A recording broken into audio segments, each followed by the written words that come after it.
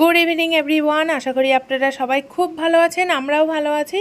তো অনেক দিন পর আজকে আপনাদের সাথে একটা হেয়ার রিলেটেড ভিডিও শেয়ার করব।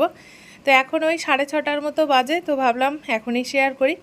অনেকেই না আমাকে রিকোয়েস্ট করেছিলেন যে দিদিভাই আপনি শ্যাম্পু করার পর কিভাবে একটু চুলটা আঁচড়ান, আমাদের সাথে একটু শেয়ার করবেন। তো অনেক দিন ধরেই আপনারা বলছেন, কিন্তু নানান রকম কারণে না আমার আর শেয়ার করা হয় না। তো আজকে ভাবলাম আজকেই শেয়ার করে ফেলি। তো দেখুন আমার চুলটা না প্রচণ্ড পরিমাণে জড়িয়ে যায়, যেহেতু লম্বা চুল ওই জন্য। তো ওই জন্য আপনাদের সাথে আর শেয়ার করা হয় না। তো আজকেই শেয়ার করছি। দেখুন প্রচণ্ডভাবে জট পাকিয়ে গেছে। তো এই চুলটা কিন্তু আমি একদম সুন্দর করে শুকিয়ে নিয়েছি। আমি কিন্তু কখনোই ভিজে চুল আঁচড়াই না, আর ভিজে চুল আঁচড়ালে কিন্তু প্রচুর পরিমাণে হেয়ার ফল হয়, কারণ চুলের গোড়াটা একদম নরম থাকে ওই জন্য।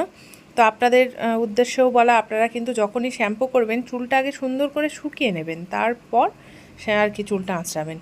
তো আমি এটা নিজে কিন্তু পরীক্ষা করে দেখেছি যে ভিজে চুল আঁচড়ালে প্রচুর পরিমাণে হেয়ার ফল হয়। আর এখন যেহেতু গরম, মানে মাথার মধ্যে প্রচণ্ড ঘাম হচ্ছে, তো এই সমস্যাটা কিন্তু আমার আছে। ওই জন্য আমি ওই একদিন দুদিন অন্তর অন্তর কিন্তু শ্যাম্পু করি। শ্যাম্পু করলে না বেশ মাথাটাও একদম ফ্রেশ মনে হয়, আর বেশ চুলটাও বেশ সুন্দর সফট সিল্কি মনে হয়।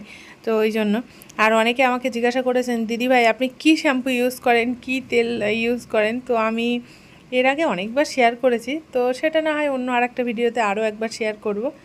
তো আজকে আমি শ্যাম্পু করার পর কিভাবে চুলটা সুন্দর করে আঁচড়াই সেটাই শেয়ার করছি। তো একদম সিম্পলভাবে একটু ধৈর্য ধরে আঁচড়ালে কিন্তু হেয়ার ফল একদমই কম হয়।